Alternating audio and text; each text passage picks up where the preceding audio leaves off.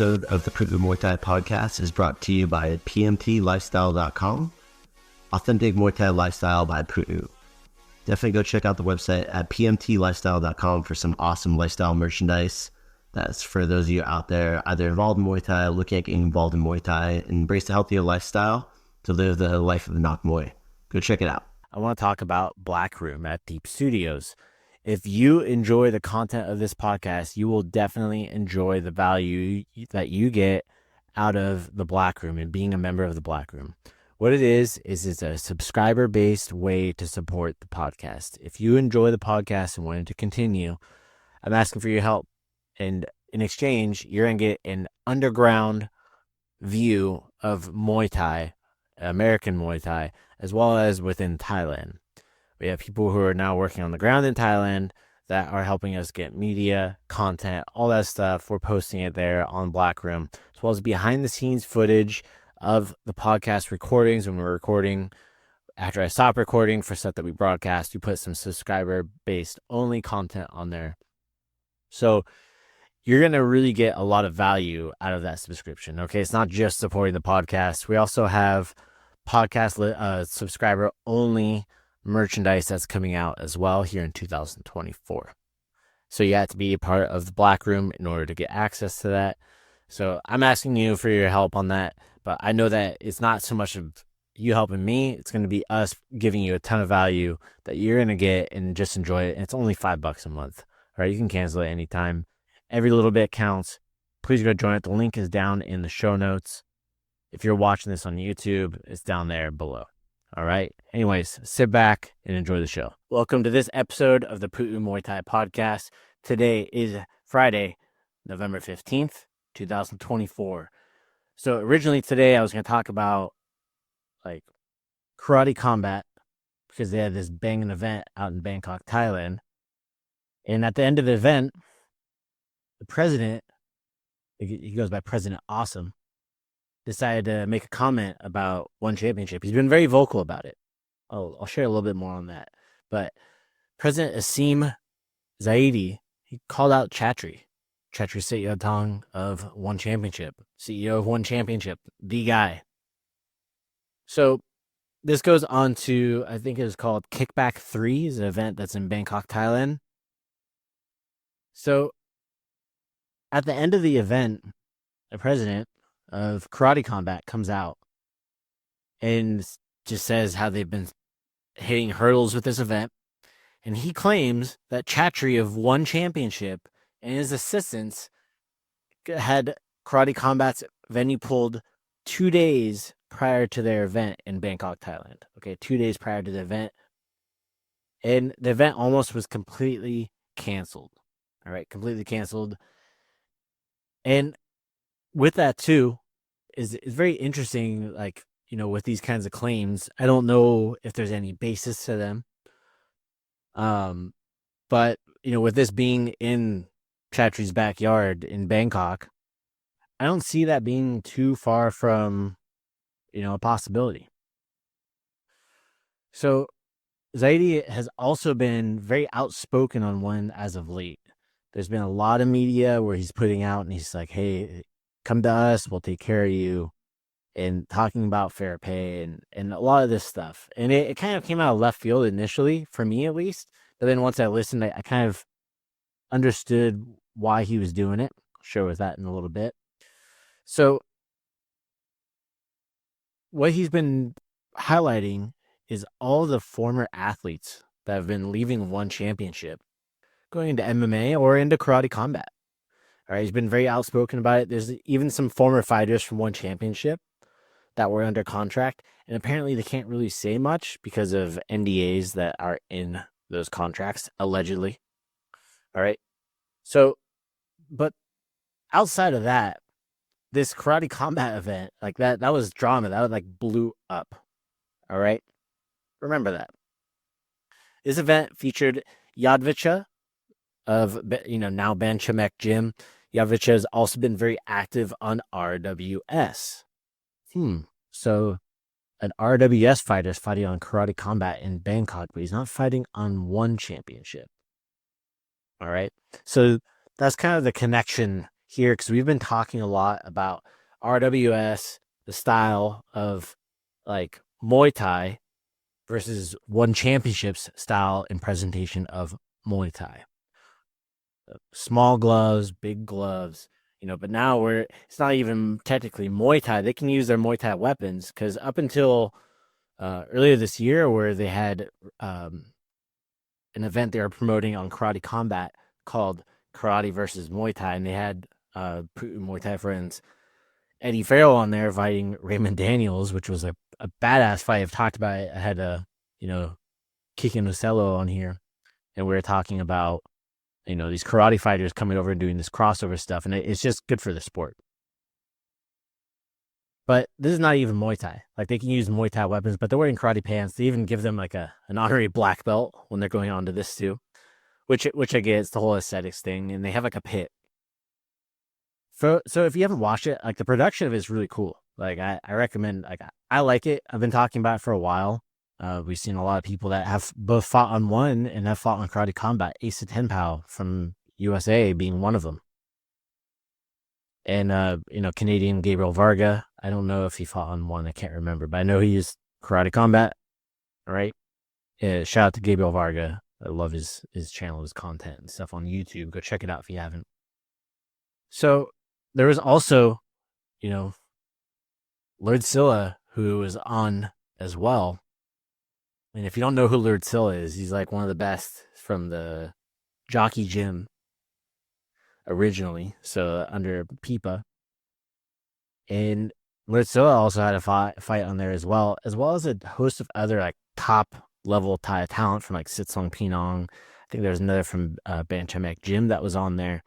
So there was a lot of activity, and they're bringing in a lot of like the Muay Thai fighters in, because they didn't allow clinching until that Karate versus Muay Thai event. And then they did a big vote to, hey, should we allow elbows? And there was a resounding yes. So now they allow all of Muay Thai's rule sets. I'm not completely familiar with all the rule set of it, but they do allow some limited ground and pound. I don't believe there's any submissions that are allowed, but it reminds me a lot of shoot boxing, where they would allow like standing submissions, and there wasn't really any like ground fighting. It was very limited. It's very similar. It's exciting. It's fun to watch. All right. So it's kind of like a offshoot of shoot boxing or shoot fighting from Japan, which we've talked about here. We had Sunshine Fetketter, who was on the show, and she fought in shoot fighting like way back in the day. So just kind of give you like an idea. I've been talking about these cycles. The cycles of these striking combat sports. We're in one of those cycles right now. All right. Things are changing big time, drastically across the sport. So Lord Silla being on there too, that's like a pretty freaking, that's a big name, man. But after all this, and Lord Silla won his Karate Combat debut, and I hope to see him back on there, because he got to do like, body slams and like throws that you couldn't do in Muay Thai. And Lord Silla, he's fought in Chinese kickboxing, Sancho style, where you can do like suplexes and stuff. So like for him, this is like his jam. He's very adaptable when it comes into this stuff, and it's pretty cool to see. But going back onto what the president of Karate Combat said, Asim Zaidi, within 24 hours, like I said, originally, I was just going to talk about how cool it was to see this promotion, but he made that comment, and then within 24 hours, Peter Stanonich of Texas, right? Also a WBC Muay Thai champion, and he's fought in like Bellator, fought in like the who's who MMA, kickboxing on Glory, all over. And I'm actually surprised he's not on one, but maybe it sounds like there might be a reason why. He commented on his Instagram story. I saw it on my way to the studio this morning. Oh, crap. I would love to get him on here to talk about it. He said, if I don't get paid today from Karate Combat, we're going to have some fucking problems. All right. So again, and I quote, if I don't get paid today from karate combat, we're going to have some fucking problems. All right. End quote. So this is following Peter's disqualification loss on the last karate combat event that was in Salt Lake City, Utah, here in the USA for Karate Combat 50. There was an illegal strike to the back of the head. And I can actually pull it up on screen here.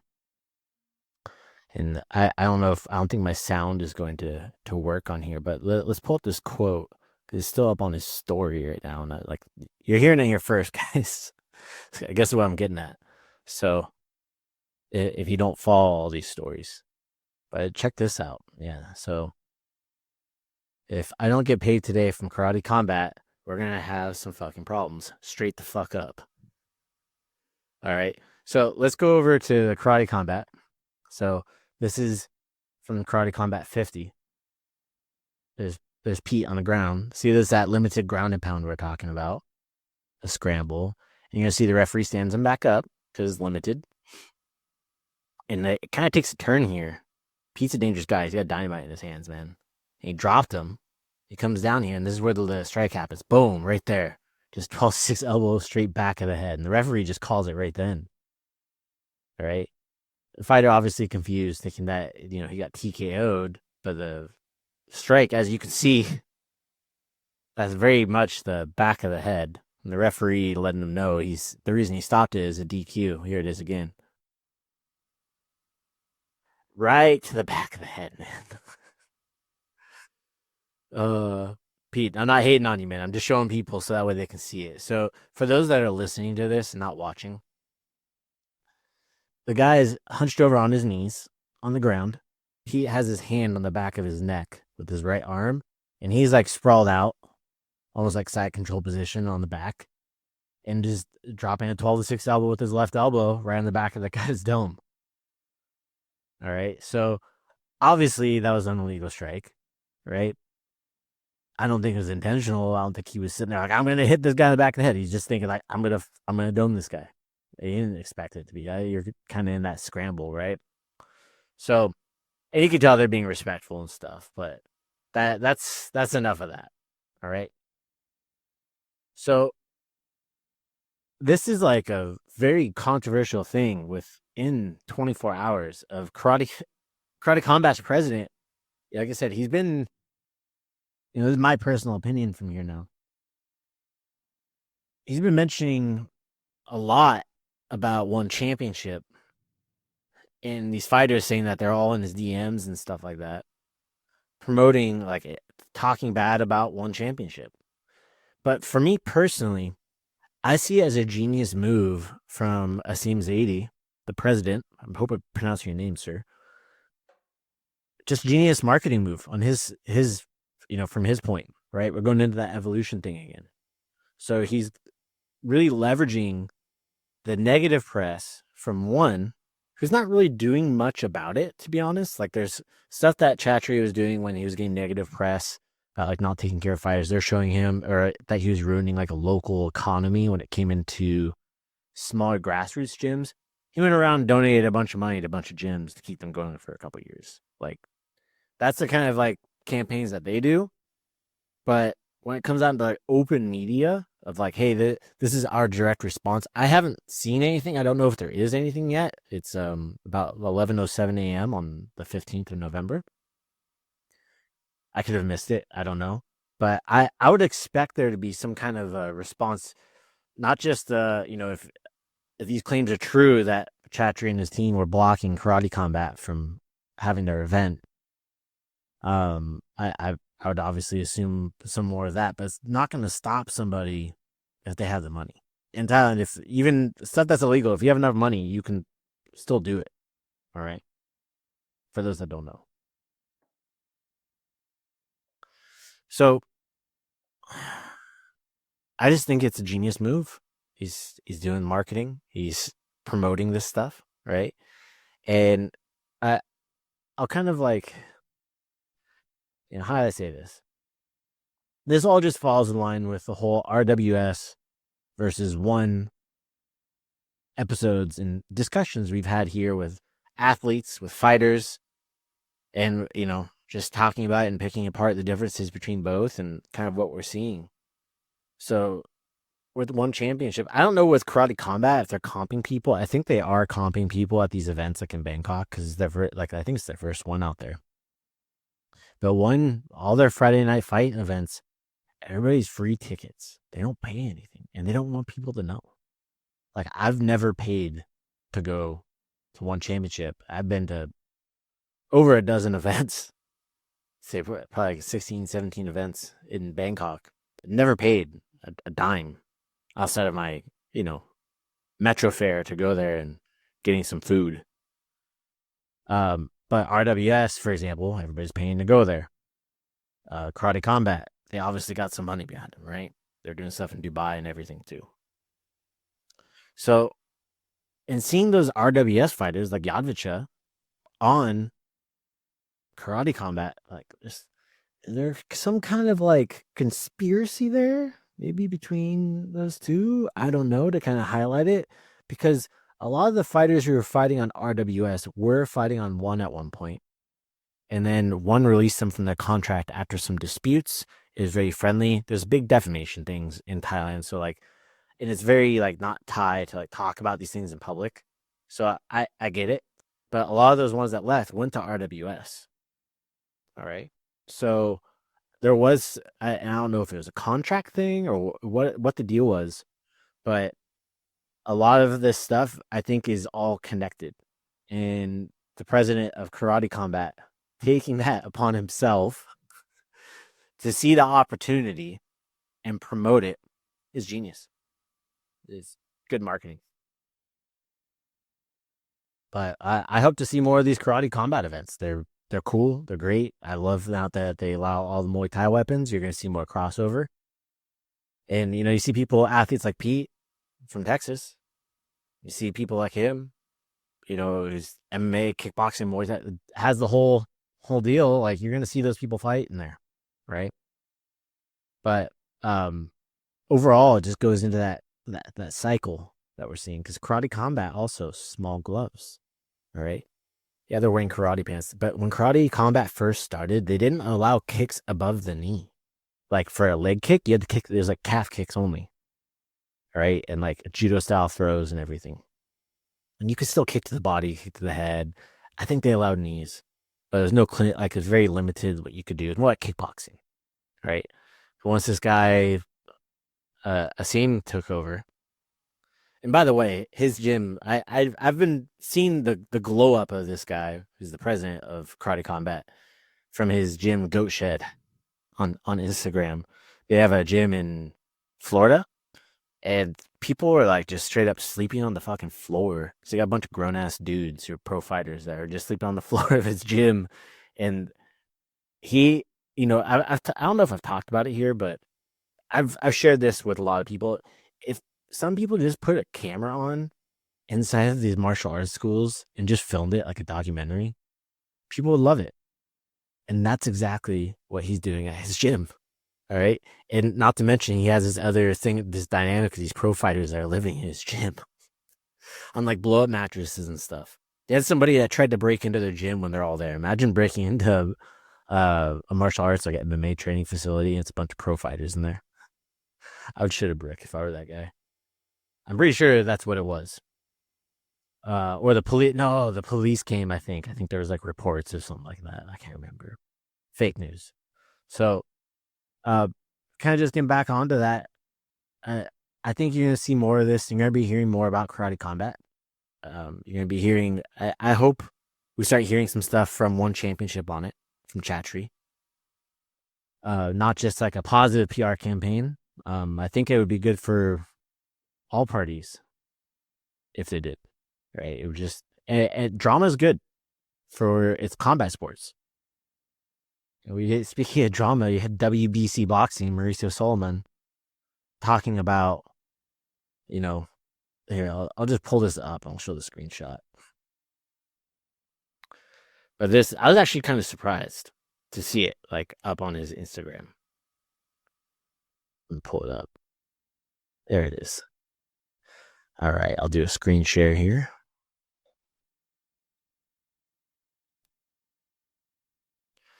All right.